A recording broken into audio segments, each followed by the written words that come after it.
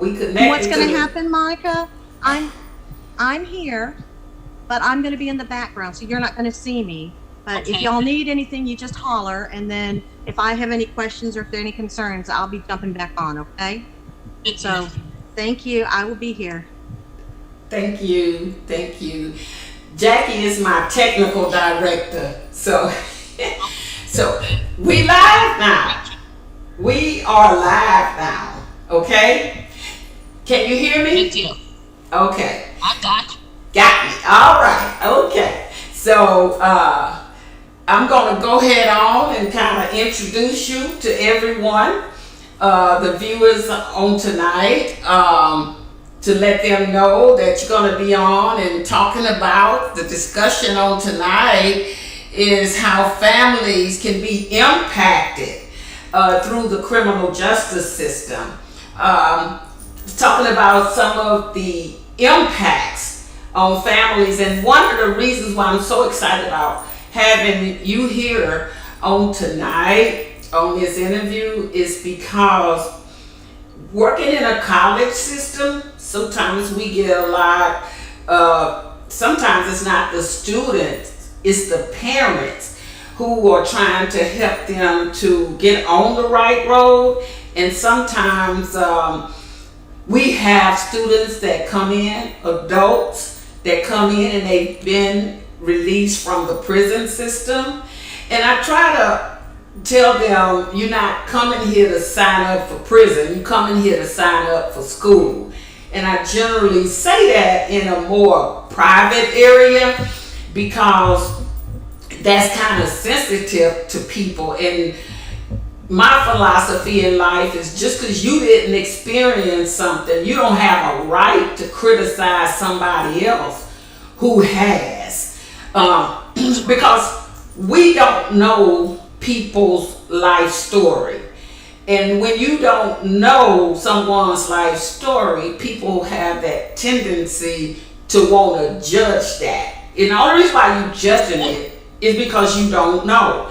So and that's a lot of my philosophy. And when I will tell you how this got started with the podcast was the fact that I kept saying, God, I know you got something for me to do. What is it? And I am telling you, I literally cried like a baby because I was like, it's something that I need to be doing and I'm not doing it. So I'm not settled with myself. And I tell you, Monica, God just brought it to me, to do what I'm doing right now. Give everyday people an opportunity to share their story. Celebrities get to share theirs, but there are everyday people like you and like me. We've lived some life and we've been through some things and we've overcome some things and we've helped some people and people have helped us. So this platform here is not scripted. You just talking. And remember, you connected to a broadcast so people can see you all over the world as you share with us on tonight, and give us just feeding us information. How you got started in working with this population that you're going to be talking about. And you have 2 sons yourself, right? And maybe some of if you like to share this your story, you tell it like you want to. How as a parent rearing up young men and working in a system such as you have. So I'll just turn it over to you. If you're ready to go, we ready to go. Ready to go. Okay. Hi, everybody. Sorry, the ladies were great. I was having technical difficulties. One computer when they could hear me, couldn't see me, and then they could see me and couldn't hear me. So my sincere apologies for my tardiness and my technical difficulties. But thank God a friend was here who got me all fixed up. Yes. My name is, a lot of people don't know, my actual government name is Charlotte. So if you ever call criminal justice, you have to ask called probation. You have to ask for Charlotte. Okay. I've been in criminal justice. When I was young, I always wanted to be an attorney. Okay. But once I got in college, I didn't think I wanted to do that much time. I was ready to get out when it was time to get out. Yeah. I graduated from the University of North Texas in Denton, Texas in 1992. I also started my career in criminal justice in 1992. So in 2022, 30 years that I've been involved in criminal justice. I started my career in December of 1992 in parole, and I worked for parole for 11 years. I went through a divorce and decided to get out of criminal justice. I was a supervisor at parole, and I was over the specialized program, substance abuse, sex offenders, and I decided to get out. So I got out for a little while, went to school, did the total opposite thing for a couple of months, went to school for Walmart for management. I did that for a little while, but I said, look, God, I cannot do this. I was divorced with 2 small children, and God blessed me, and I went right back into criminal justice and into probation, and I've been in probation ever since. I started out in probation as a field officer, and now I am the director of specialized programs, the specialized court system. So I've been in, next year will be 30 years. So I've seen a lot, know a lot, have experienced a lot. Not only have I been employed and working in the criminal justice system, but I've gone through some things in the system with my own children. And I'll share that as well. Being a single mother of 2 young males, I did my best I knew the criminal justice system, so I did my best to teach them and to train them about the do's and don'ts of life, and to try my best to keep them out of the system. But it doesn't always work like a perfect picture. So I want to tell parents today, never, never, never, all we can do is our best, okay? And never, never feel like you are a failure if your children in some sense or some form get involved in the criminal justice system, because as we know, it is very, very easy to do. I also know that everybody that has been involved in the criminal justice system is not guilty. You know, some say they aren't guilty and they are, and some say they aren't guilty and they actually are not. I actually experienced that with my younger son, who was falsely accused of a crime, but he was later was not convicted of that crime, but it cost me a lot of money and to secure his innocence, you know, in the crime. The biggest thing I see as far as criminal justice, people who get involved in the criminal justice system don't realize how much of a burden that it can be on the family members, as far as financially, you know, securing an attorney. If you don't have, if you become involved in the criminal justice system, by law, you have to have representation. And that was one of the Bill of Rights. You have to have representation. But you don't always get the best representation if you don't have the money. And that's just the truth. If you don't have money for representation, the court will appoint you an attorney to fight your case. But a lot of times, you know, that these attorneys are overworked. They have a lot of cases, and so they don't necessarily give you the representation that you need. From my own experience, when my son was falsely accused, just to speak to the lawyer cost me $2,000. Now, who just has that laying around? Nobody. You know, nobody. You know, so credit cards we're doing, and you know, we do whatever we can to save our children. And me being in the criminal justice system, I knew the system and I knew what I had to do, and at all costs I was going to do that. So a lot of times we find generational families. I've been in almost 30 years. I've seen the grandparents, the parents, you know, the children, you know, come through the system. These same families, these generations of families, and at some point we have to break the cycle. Yes. We have to help them break the cycle. Mm-hmm. So it's one of those things, and I'm gonna just keep it real. Um, Yes. it it isn't always fair. The Mm-hmm. law isn't always fair. The court system is not always fair. Mm-hmm. And I would tell anybody, just try your best to avoid even becoming involved in the criminal justice system. Yes. You know, I've seen parents mortgage their homes, in an attempt to save their children, and in doing that, lost their homes. Mm. Some of the biggest issues that we face today in the criminal justice system is substance abuse. Yes. What do you do? What do you do? Yeah. Substance abuse. Mm-hmm. And I don't know if anyone. I'll just give you some figures. We Okay. have some substance abuse facilities that cost $21,000 a month. Who has that? Nobody. Nobody. Has that? And what's unfortunate is that really, when you try to help your loved one, it's just really hard to find help. And if you do find help, how can you afford it?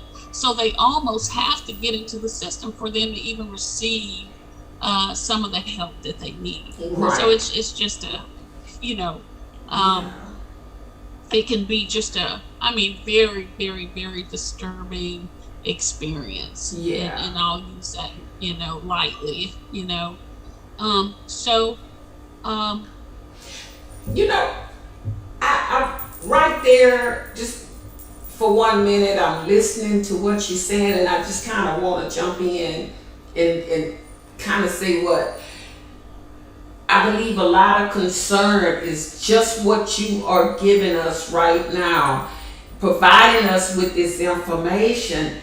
Do you feel like there are so many, maybe middle class or poor, children who end up in the system, not necessarily because they're guilty, but because they don't have the money to fight it, and there's possibly that situation where they knew somebody, like they might have knew who it was, but the system doesn't want to bother that family because that family is affluent. I'm just drawing a scenario here because sometimes I feel like you were saying, people get accused of stuff, but they don't have, it's thrown on them because they're trying to save little Johnny, but they don't care about that other kid because he's coming from a household that don't have the same finances. Am I making sense? absolutely. Oh, absolutely. And what people don't realize is all that it takes is an accusation. That's it. Mm-hmm. All it takes is an accusation. Is for someone to accuse someone of doing something else, and then you end up in a big court battle. Who has the money to fight that? Nobody. Who has the money to fight that? So it can be just draining, just Uh-huh. very draining financially, mentally. Uh-huh. Even with going through with my son, I would go into the church and lay prostrate on my face and pray. Yes. What more can I do, to Yes. try to save my own child, Yes. from Yes. the system, Uh-huh. and God was merciful, Yes. but Yes. in that, it cost me, and it Yeah. cost me greatly. Yes. There were, I work with these lawyers and judges all day, every day, but I still, when I became the parent of this child that became involved in the criminal justice system, I was no longer that friend to the judges or prosecutors, or, I had to become the parent of this child and do what I had to do as a parent, Yes. and get Yes. representation, and work, go through the system and help with my child, Mm-hmm. and it's not easy. It was You, not easy. you know, and I say this, and you might be able to clarify it for myself and a lot of parents and grandparents. I have a teenage grandson, and I worry about that all the time. I it's just I don't want him to get in trouble or not, or to just find himself in the wrong place at the wrong time. Is it okay to feel that way? Because it's just that he's 18 and I see all this criminal activity. And no matter to me how well you feel like you've raised your child, you still have that on the inside. And people that don't go through that, like you were saying, how it was, they look at you and they judge you from a different angle. It ain't, hey Electra, what's going on? Or, hey Monica, what's going on? Now people are having conversations talking about you like you nothing. Do you feel like it's a lot of that happened to, that's a big impact on families? Even when it haven't happened, you still think about it. Of course, I mean those feelings are those are merited feelings, most definitely. The fear, of your child or loved one becoming involved in some shape, form, or fashion, or even a victim to the criminal justice system. Let's just talk about it. We see it all the time. We just went through the big Floyd case. Do I worry about my black sons being pulled over by the police and accosted or killed? Of course I do. So those feelings are very, very merited. It's okay to have them. A lot of people were saying, which really upset me, they should have just complied. Well, quite a few of them did comply and had the same outcome. Still they're lost no longer lives. here. Yeah, still lost their lives. I thank God. I will say this, from being in Galveston County, we really haven't had any issues like that. We have a good relationship with law enforcement here, so I thank God that we hadn't had the big blow up or the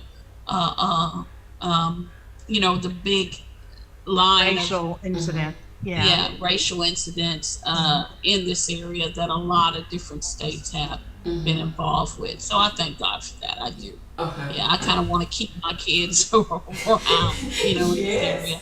Yes. Because of that. There is, and it may be a false sense of security that I do have about them being in Galveston County, but I do have a sense of security. Yeah. I really do. Yeah. Yeah. I have to apologize. I had to step away for a minute because of a family thing that was going on. You may have addressed this, Monica. A soapbox that I get on, and I want to get on. I do not understand these parents who want to get their kids off again and again and again. What can you say? I specifically have an acquaintance who told me, well, it's only because you had a bad lawyer. If I could have afforded a better lawyer, he wouldn't be in prison. And then she, when they were arresting him and they went through the house, and the house was a shambles, and so she was staying someplace else, and I volunteered to go clean it up for her so that she wouldn't have to see the shambles that was made during his arrest. And in the process of that, I came across the paperwork of the things that he had done, the evidence of the things that he had. So I knew now that, yes, as a matter of fact, he was guilty. But continually, and even to this day, he's out of prison now. He spent 20 years, but he's out now. But to this day, and the whole time he was in prison, she's sending money on his canteen card or whatever. Her income was halved basically because of all the things she tried to do for him. And I kept telling her, "You're making he's going to get out and do the same things." Yeah. What we call those parents are enablers. Yes. I don't. Yeah. What do you say? Is there anything you can say? I don't think so. Unfortunately, Jackie, we see that a lot. And it's always everybody else's fault. It's the probation officer's fault. It's the lawyer's fault. The judge's fault. And we see that a lot. And a lot of times when you have that parent that has that mentality, it's not a lot that you can do. You know, they're going to play victim. They're going to be enabler to that child. And what you will see, though, is that child continually, Mm-hmm. being involved in the system because of this. Mm-hmm. Yeah. You She know, can't see that. you, Can't see that. I'm, Yeah. and I'm gonna say this, Monica, because it was posed to me a couple of years ago. A young mom and her child was getting on the wrong road, and she knew that it was. Now, the direction I'm going in is she felt like the church did not support her because that's how they were connected. And she straightforwardly said, how can we have these institutions that's supposed to be here to help me? I'm the mother. And I know that some of the members are talking about me because my child has went wayward. And I know that we talk about the kids that, we raise our kids and our grandkids to the best of our ability. But it's not that parent's fault. It's not that grandmother's fault all the time.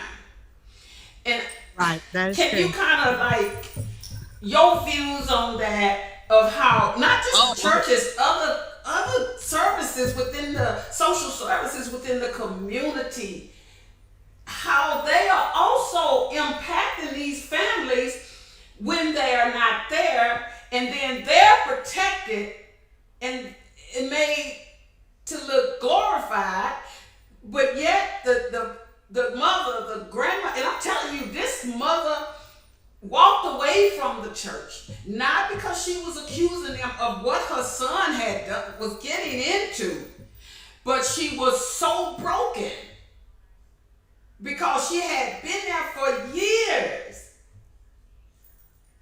Can you just elaborate some on that? Your views Oh or God. what maybe families you Most dealt definitely. with. Oh, most definitely not. I can even go one further. My experience with that, with the church, with that. I will never forget. It was a minister who came over to preach at a church I was at, and man, his testimony was he had gone through substance abuse and the criminal justice system, and he was delivered, and he had been in trouble, and he had been a juvenile delinquent, and he had been in, all of these things. And I'm sitting there going, finally, someone who, with my older son, who was severely ADHD, who I've had some issues with substance abuse. I finally have someone who understands in the house of God.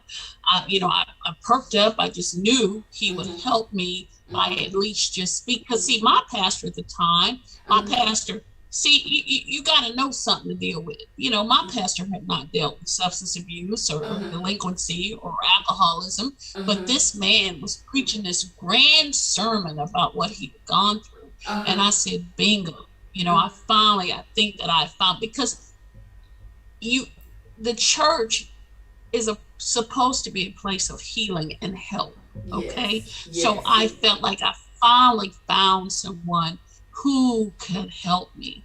Yes. So I waited till after I wrote his name down and what church he came from, and I called him to see if he would at least speak with my older son about the issues. I was a woman. I was doing my best. I'm working every day. Yes. And I so desired, I needed the help. We're not going to say wanted. I needed the help. I'm not a substance abuser. I'm not an alcoholic, but he was a man. I had male sons I was trying to raise.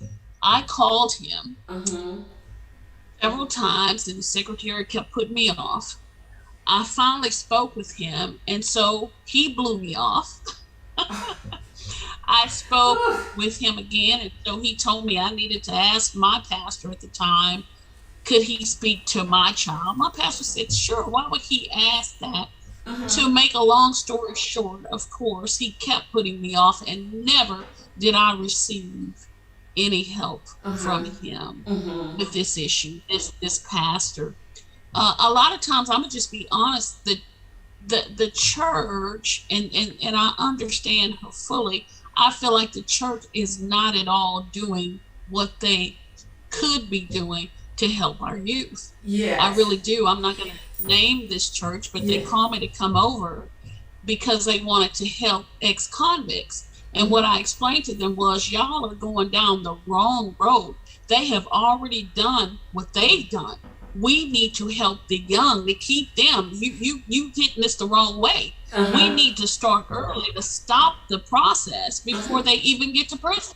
You know, these Yes. guys are ex-felons that they've been to prison. We need to help our young folks not to go to Yes. prison. So I've been to, you know, I've worked at several churches in the area. You have a few that try and help, but for the most part, I understand that mother's pain. Where Yes. else would you seek help but Mm-hmm. from the church? And I'm gonna be honest, we're just failing. The church is failing our Yes. community Yes. with our youth. If we, Yes. they're failing miserably, you know. Yes. And I'm gonna just be honest. I don't care what kind of repercussions I have to take. Yeah. You know, I fear no one but God. I'm gonna keep it real. Yes. And the churches, the institution of the church is failing our young people. They just are. Yes. You know, Yes. uh, we are so busy sitting inside when Mm-hmm. we should be on the outside. All of the work is outside, and All of I the work is outside. and we take the brunt of it when we step up and we say something, because people become angry because you shouldn't be saying that when, but I'm looking at myself and other families who are devastated, just afraid of what's going on, and oh, how could you say that about, oh man, something happened here, uh man, something happened with On your YouTube or my YouTube. Is still streaming? Is it still streaming on the other side?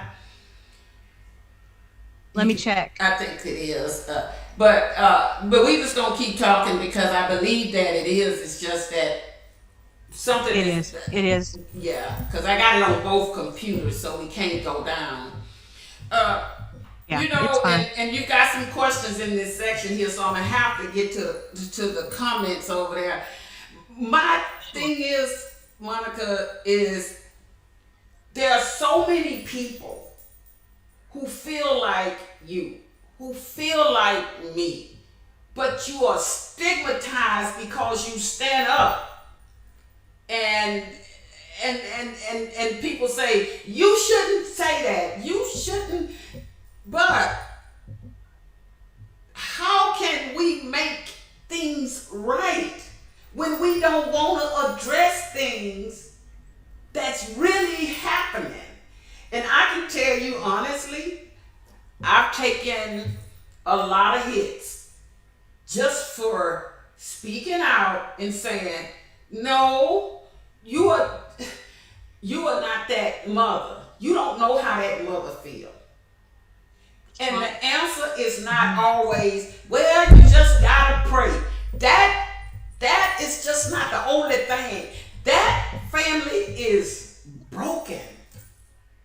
And you trying to make people feel like they wrong because they feel like they feel. And if an organization is, I've said it to other people, is failing our young people, then we just conversations. We Yes, just I tell conversation Electra this pieces. all the time. I say the gospel is true. People are not the gospel. We have to always remember that. Don't ever, and like Electra says, don't ever get ahead of God. Don't ever think that there's a person that we should rely on ahead of God, because they may all talk the talk, but they don't necessarily walk the walk, like this man who wouldn't help your son. I've been in that situation where I so desperately wanted somebody to talk to this person who was on the same level with them, that could maybe help them understand. And this was a person, in a religious setting, and his answer was, well, that's life. My God. I'm like, yeah, that's life, but let's all live it together. Let's live it together. And Electra will tell us all the time, stop trying to get ahead of God. Remember, I tell people all the time, remember that the gospel is true. The gospel is not the people. The gospel is the people. People are people, and we're all human, and we all make mistakes.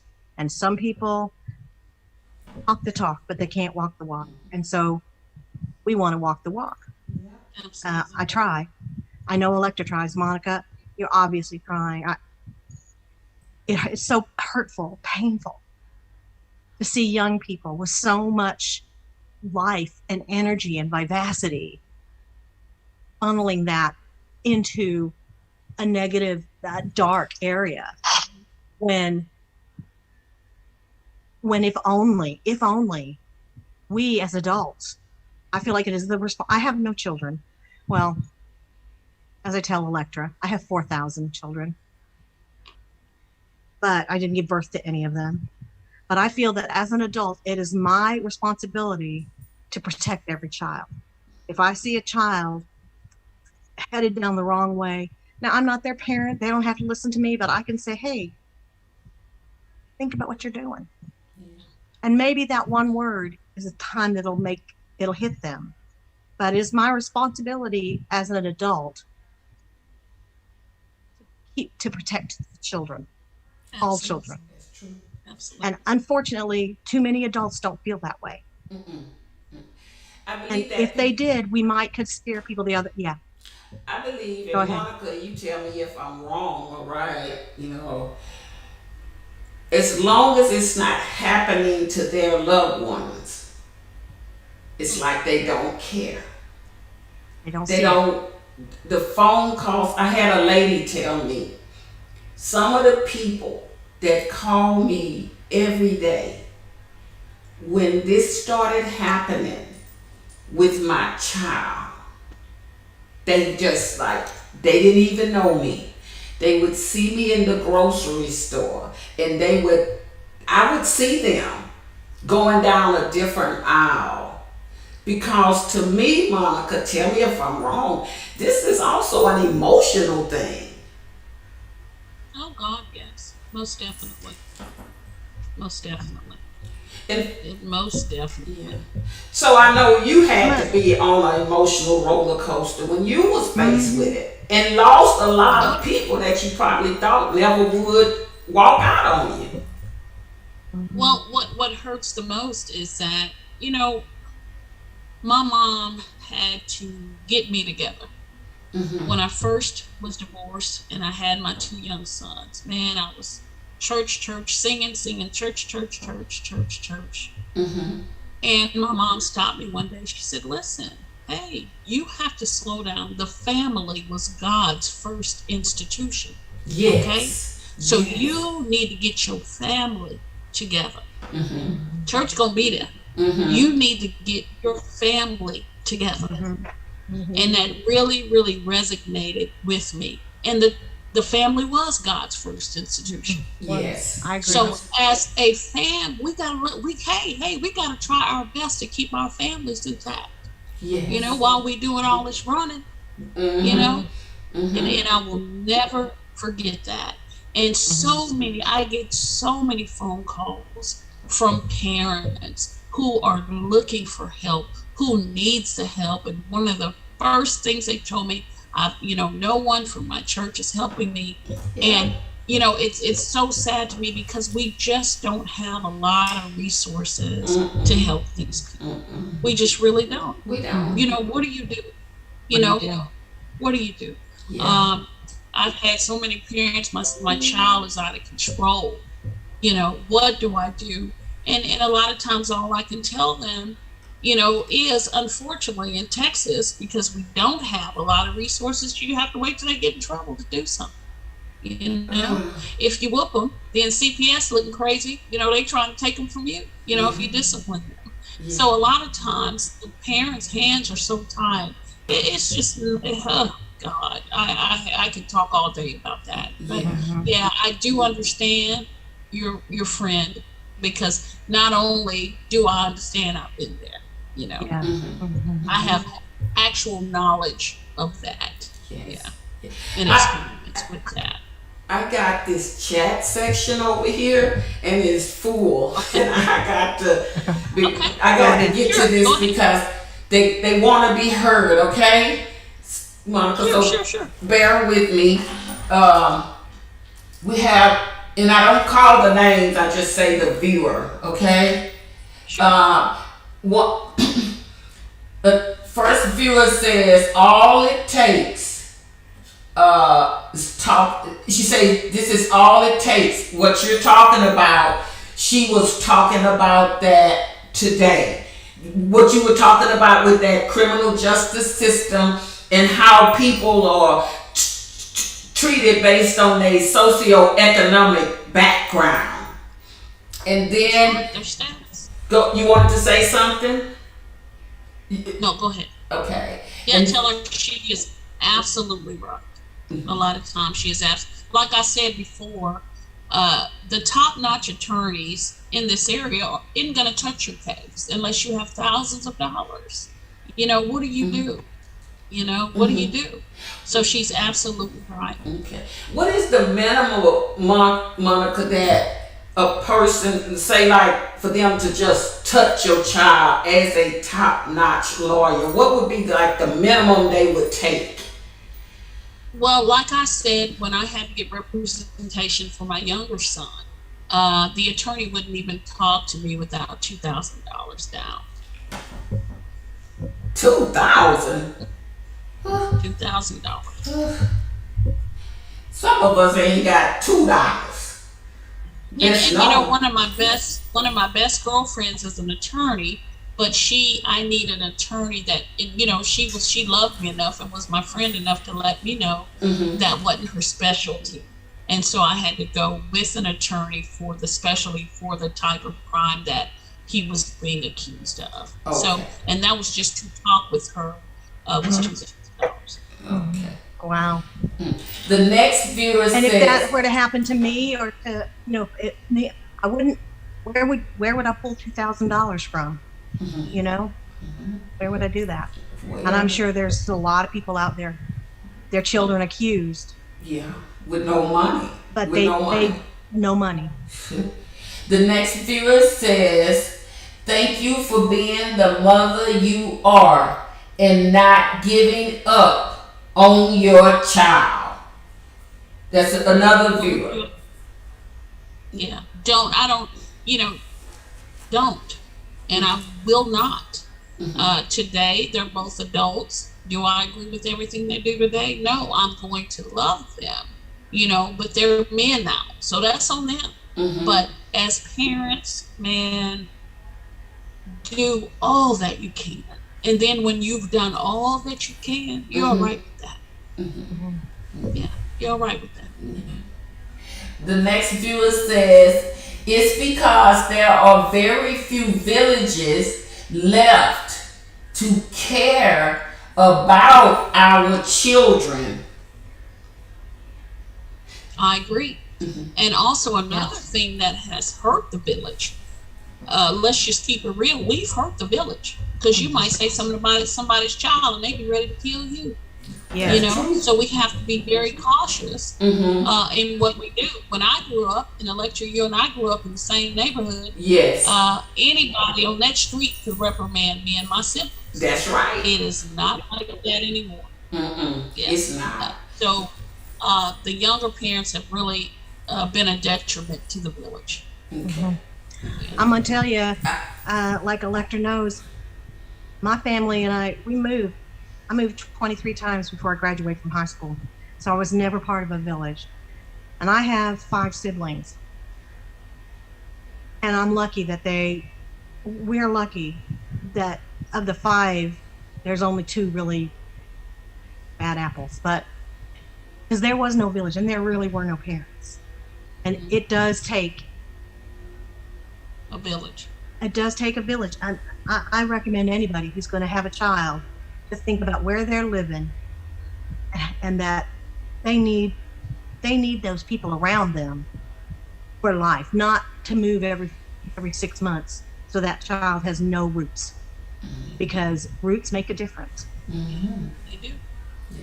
Okay, the next viewer.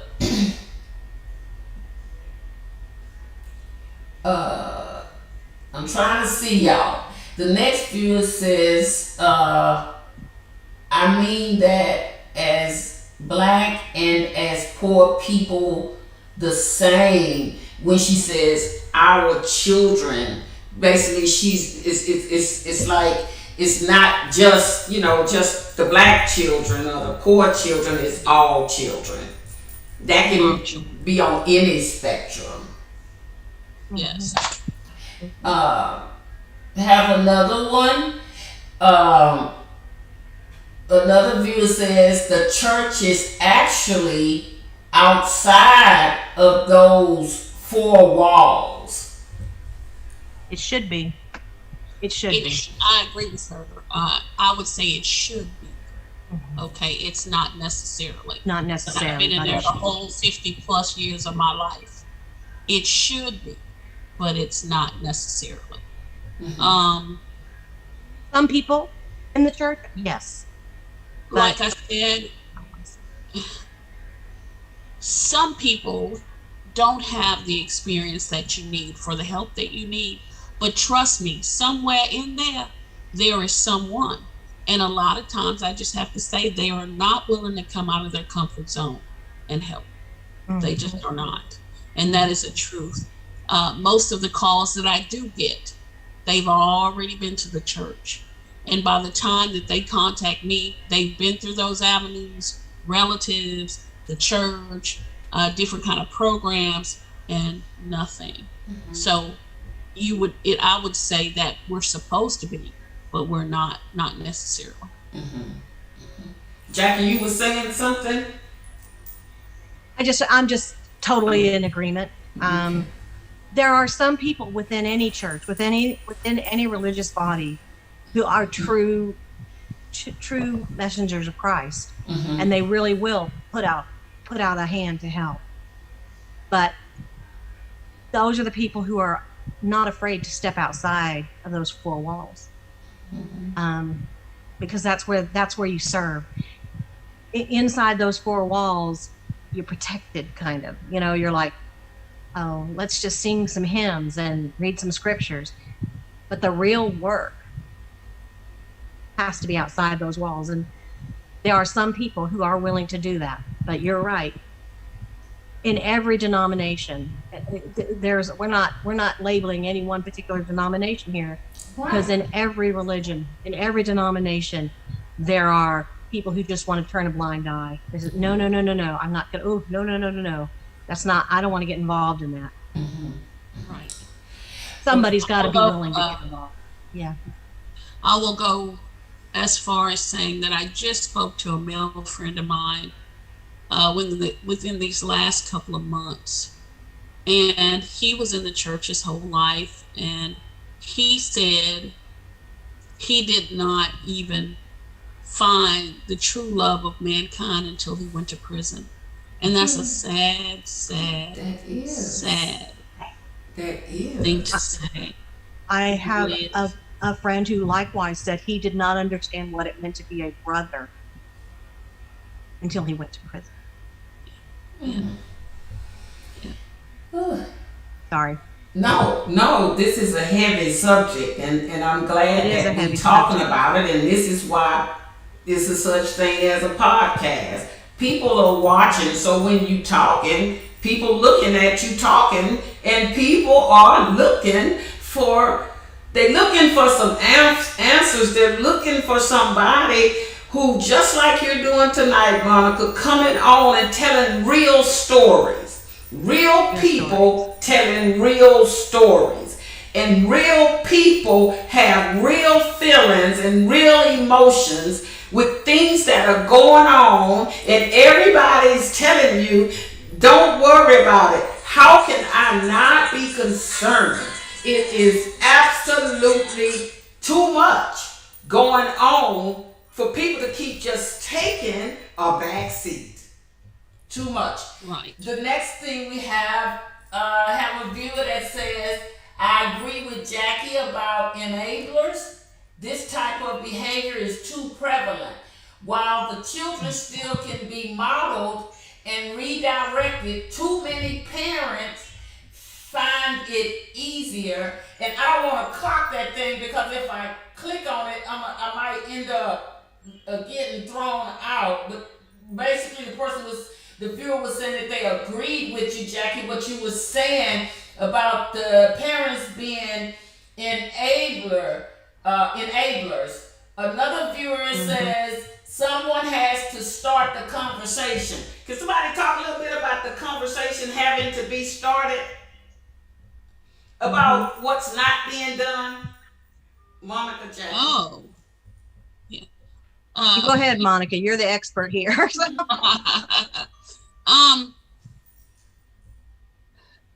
What's going? I've really been talking to Texas City PD. I know everybody is familiar about what's going on right now with all the shootings between the two factions, these two rap groups or whatever they are, and I just wonder what I have not seen in trying to help or trying to, and I could be missing it. Don't get me wrong. Is us as a community, including myself. I'm not going to take myself out of it because I'm just as guilty. Coming out, and trying to do something about it. A lot of times with these kids, I do what we call TRAS assessments. And in TRAS assessments, we go back and we do the substance abuse history, the family history. And so many times in these TRAS assessments, you find that there's a major breakdown in the family. Some of this stuff could have been stopped with just a hug and some love instead of judgment. It really could be. So we have to go back. We're going to have to start when they're young. See, if you don't value yourself, people don't treat things well that they don't attach value to. And if our young people don't realize how much they're worth and what their value is, then they don't appreciate. So it's easy to kill one another. We have to get back to let them know how much they are worth, what their worth is, and how much they are valued.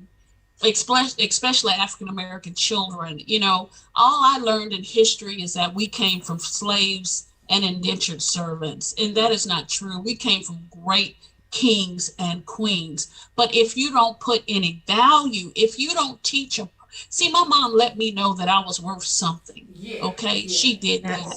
My grandparents let me know that I could be anything that I wanted to be. But so many of these children don't have that, and so there is no price if you're not valued. They need to know that they're valued and they have worth. And when you have worth and when you have value, you appreciate that. You take care of that. So that's where we're missing the mark a lot of times. Okay, we preaching, we giving we giving scripture, but let's talk to the people. Let them know their value, let them know their worth, let them know. So many people have been battered and beat down, and we need to get away from that. We get it, but we need to show love. My mom was just telling me recently, Jesus's commandment was to love, and if we can learn to do that, we will fix so much of what's broken. And I want to add to that too, what Electra started with and what you were feeding on is conversation. If you don't talk to your children, how in the world are you going to know what they think and feel? If you don't talk to, if you don't have a conversation, I'm always asking my kids, um, tell me what it is that's bugging you right now. Just tell me. You can tell me what's bugging you, and I'll tell them. It doesn't matter if I agree with you or not. It doesn't matter if I think it shouldn't bug you. If it bugs you or it's in your head, you have the right to talk to me about it. But there are so many adults who are so busy with trying to create an environment around themselves that they never speak to their children. They may give them orders, they may tell them what to do, but they never have a conversation with their children. They don't know what their goals are. They don't know what their dreams are. They don't know what their fears are. They never say, good night, sweetheart. Yeah. They never say, I love you. Absolutely. Because they don't see the value in that conversation. Yeah. That's, if in my mind, that is the number one failing in the number one reason why people turn into a mess. Yeah. Because nobody talked to them. Nobody explained it to them. And, you know, if somebody, one of these kids that I've worked with, and for the last 20 years, it's just been as a tutor. I had to, I'm not a licensed counselor anymore. So I don't, although I still know that stuff, but mostly I tutor. But quite often, these students that I'm tutoring will come in and say, well, my mom doesn't get that I don't like this. And she thinks it's important. And I'm like, well, have you talked to your mom about it? No, I wouldn't talk to my mom about that. Conversation. That's good. Okay, I'm gonna run through some and try to get as many as I can. Sorry. No. This podcast is about conversations and communication. That's why we on here, because you got people, we connected all over, people listening to us, so they looking for information in a conversation. They didn't come on here just to look at us, and that's it. That's why they're over there in that chat box trying to talk, because they want us to talk. Okay, so let me run through some. Says, amen.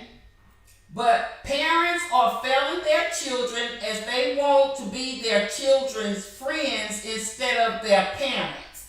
That's what one viewer says. Another viewer says, blame the school faculty members and judicial system. It was continued from another one. It's easier to blame the school faculty members and judicial system. Sure, sometimes the children are wrong for failed, but it is primarily the parents' responsibility to teach and lead the kids. And then someone agreed with another viewer. This viewer agreed with the other viewer, saying that another viewer, that you can't be a friend to your kids while you're the one who should be correcting them. Then it's just a viewer came on and just speaking to you, and thankful that you came on to be interviewed on tonight. Another viewer says, they know, the viewer knows you evidently, saying, you tried to help my daughter, but she was hard-headed. I want to thank you for that. Like my mother told me, hard head make a soft be behind. So, this is what I'm saying right now, just 1 minute. See, this is what I'm saying, when God gives you a vision and you do what he tells you to do. Someone is on this chat line and they saying, thank you. And they saying that publicly. Thank you. You tried to help this viewer's daughter, but she was hard-headed. What I'm going to say is that, see the work that you're doing, and we've been talking about people not doing their parts. But see, nobody after tonight can say that you have not done your part, because this viewer says she want to thank you for helping her daughter. You did everything you could to try to help her with her daughter. That says a And I lot. want to say, I want to say, I do want to go back to echo a previous guest on Electra's show. After all you can do, then you pray. But that doesn't mean you only pray and you don't do what you can do. Well, After all you can faith do. without works is dead. We got Amen. to be busy, you know. Amen. You And I can't. will tell anybody who's listening, you know, call me. I will do my best, and I will use every resource that I have to try and help because I understand. I understand. And for all the parents, you know, hang in there. You know, the battle is not given to the swift or the strong, but those who endureth, you know, and to the end, we just got to keep trying. I mean, call me, you know, find me, and I will do whatever I can to help. Like I said, Galveston County is, we don't have a lot of resources, you know, but I would even have parents, and I'm adult probation, I have nothing to do with juvenile, would bring their juveniles for me just to talk to and chastise. I'm willing to do that, you know, whatever it is to try and help, to to to help. You know, this is our future, and it doesn't look very bright. And for the person that said you cannot blame the teachers, you cannot. I subbed. My cousin was a principal at Lamarck High School for a while, several years ago, Miss Frazier, and I subbed for her, and I told her to never, ever, ever call me back again. It was just awful. The teachers aren't even really allowed to teach. By the time they get the class to calm down enough, the bell is ringing and they're moving on. I don't know what, you know, the answer is. Maybe parenting, but you know, I was raised, well, the old taught the young, and perhaps we're failing by not teaching the young. Maybe we're not taking our rightful place. I got to tell you, when I tutor these kids, I tell the parents, I said, there's none of this back talking and stuff. This is not the public school system right here in my Zoom room. This is not the public school system. If you have a problem with me telling your kid what to do, and if I have a problem with them not doing it, we're going to have a conversation. And if you have a problem with that, I'll go back to this, and I firmly believe this. Like them kids say, oh, everything. These children just don't feel like they don't know their worth. they don't. They don't know their worth. They don't know their value. They don't love themselves. And we tend to hate and destroy what we don't value. So we have to do a better job letting them and helping them to realize the greatness that lies within them, that they do have value. If we don't do that, we will continue to slide down this very slippery slope that we're sliding. You know, I was very upset, and I'm going to go here. After Obama won the presidency, I went into later on a school in Texas City ISD who still had Bush's picture up. Why? Where was Obama's? You know, when you walk into these high schools that are predominantly African American, the walls should be full of Marcus Garveys. You know, all we know is Martin Luther King. It's a whole plethora. It's just, we can go on and on Frederick and on. Douglass. And That's right. so The many. hallways should be full of these great African American heroes and inventors, so they'll see someone who looks just like them, and that the sky is the limit. But we're not doing that. We're just not doing that. I agree. We're not doing that. I'm trying to get to some more before we got about 5 more minutes. And Monica, you gonna have the last word, but people keep chatting, and I'm not gonna get to everybody's chats. I can already tell that tonight. But you know that you can go back in and look at those, right? Yeah. And so then let me run through a few more. Somebody said, "Oh, well, this viewer on here wants to tell her mama happy birthday." That's my daughter. I guess I better go and say that. Okay. So somebody else said, I'm gonna run through some more. Uh, they agree with you. They agree with you. What you're saying. Another viewer says, we never had resources growing up other than strong praying mothers, big mamas, and the old lady down the street that loved and disciplined us. Got another viewer saying, because there are so many parents, all ethnicities, who don't try to teach their kids what is right or is best to them going forward. It causes societal biases against all youth. Have another viewer saying, the church is a building. Church is in you and should start at home. Another viewer says, folks just dismiss all kids as guilty of anything of which they are accused. Another viewer says, you're on the money. And then another one says, again, it should start at home. School or church are not responsible for making your child feel worthy. God blessed you with that child. And then another viewer says, Monica, you are so right. These children need love in their life. So I can't take no more chats. I'm gonna be in right there. so we have 5 more minutes, and what I'm gonna do is, Monica, you're gonna close us out. You know, with your remarks, anything that you want to say. But Jackie, if you want to say something, then Monica, before I go, I'm gonna tell you thank you. I'm so grateful, and I pray to God that at some point you'll be able to come back on in another interview at some point. I really pray that you would. If you say you're not, I'm just gonna have to call your mama. I'm just, I'm just gonna echo Electra and say thank you, Monica. Thank you. I've been close to tears a couple of times here tonight, just thinking about.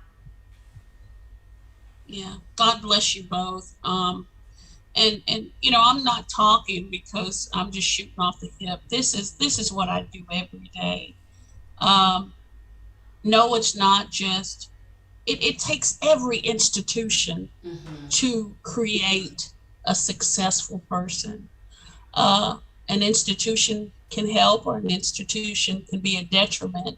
The home, the church, the schools, everyone should try their best to play an active, positive role in creating these young people.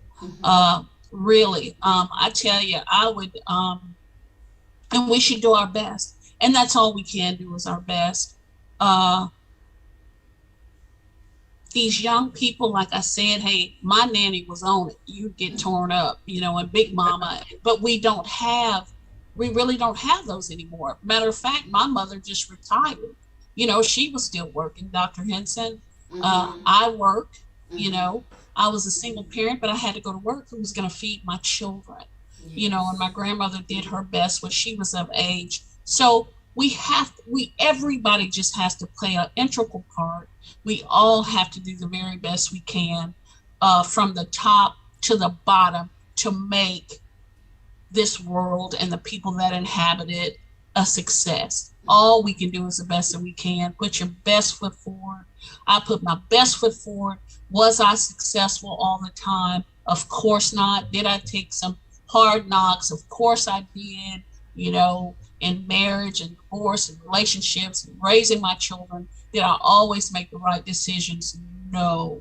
But I am here and I am grateful. And I thank everyone who played a part in my success. And I thank everyone who played a part in my children's success, the good, the bad, the indifferent. We still here. So parents, don't give up. If you happen to find yourself or a loved one in the criminal justice system, do your very best to get counsel, because all it takes is an accusation give me a call if you don't know what to do first. You know, it's a very costly system, starting from after arrest to making bond to hiring an attorney. If you get probation, the fees, it's just a money thing. It's just big money maker. But if you need anything on the criminal justice side, advice or help, please don't hesitate to call me. And God bless. And if you see mine out there, I had a lot of parents. My son was speeding one day. He has a red Mustang, and I got about 5 calls. People let me know. So we have to learn to help one another. Yeah. And I'll leave you with that. What is not valued is not deemed as important or worthy. Yeah. So we have to teach people to value themselves. Yes. Monica, could you tell the people and tell me, give me a phone number. I want to put it in the comments. Sure. That you are willing to Exactly. have people call. So if you will give me a phone number, I'll It's write that down. Okay.